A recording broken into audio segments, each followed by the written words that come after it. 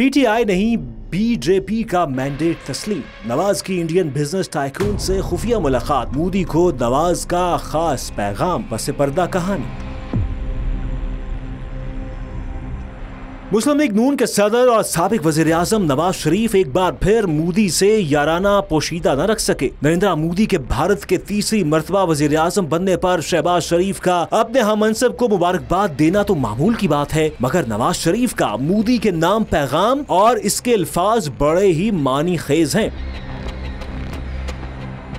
नौमुंतखब भारतीय वज़ीर आज़म नरेंद्र मोदी को नवाज शरीफ की तरफ से मुबारकबाद का पैगाम ज़ेर बहस है। कहते हैं, मोदी को मुसलसल तीसरी बार वज़ीर आज़म बनने पर गर्मजोशी से मुबारकबाद पेश करता हूँ। मोदी की मुसलसल तीसरी बार कामयाबी भारतीय अवाम के एतमाद का इजहार है। आए हम नफरत को उम्मीद से बदल कर 2 अरब इंसानों की तरक्की का मौका बनाएं। भारतीय वज़ीर आज़म को मुबारकबाद देने में कोई हर्ज नहीं, लेकिन अपने मुल्क में उम्मीद को नफरतों में तब्दील करने वाले भारत को नफरतें खत्म करके उम्मीद दिलाने में लगे हुए हैं। बीजेपी के मैंडेट की कदर करते हुए नवाज शरीफ इसे अवाम का मोदी पर एतमाद करार दे रहे हैं और यहाँ किसी के मैंडेट को तस्लीम न करने की कसम खा रखी है। इसलिए तबसरे करने वाले ये कहने पर मजबूर हो गए हैं कि आप पीटीआई का मैंडेट तस्लीम करने को तैयार नहीं और बीजेपी के मैंडेट को कदर की निगाह से देखते हैं।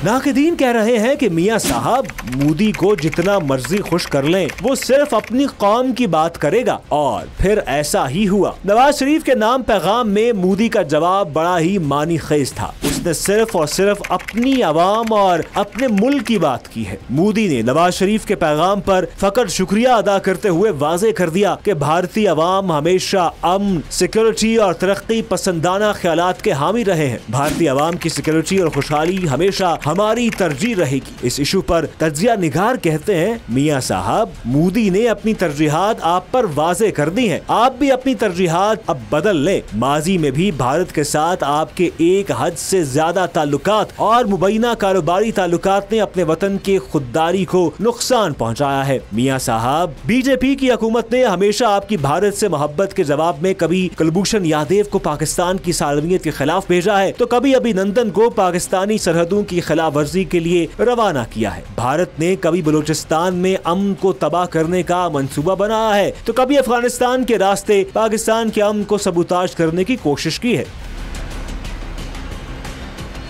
नवाज शरीफ की भारत से कुर्बत और रग़बत के कई पहलू हैं। वैसे तो तक़सीम हिंद के मौका पर लाखों घरानों ने भारत में अपने घर, जायदादें, रिश्ते, दोस्तियां कुर्बान करके पाकिस्तान की जमीन पर अपने डेरे जमा लिए और पाकिस्तान की मोहब्बत में दुश्मन मुल्क में अपनी तमाम यादें मिटा दी। मगर ये वाहिद हुक्मरान खानदान है जिसको पाकिस्तान की बानी जमात मुस्लिम लीग का वारिस होने का दावा भी है, मगर ये भारत में अपनी जन्मभूमि और गाँव जाति उमरा को आज तक गले से लगाए हुए हैं। भारत में अपने गांव से मोहब्बत की आड़ में ये हर बार भारत से अपनी मोहब्बत की पींगे बढ़ाने लग जाते हैं। इन्होंने लाहौर के करीब रायविंड के साथ अपनी रहायशी आबादी का नाम भी जाति उमरा रख लिया है।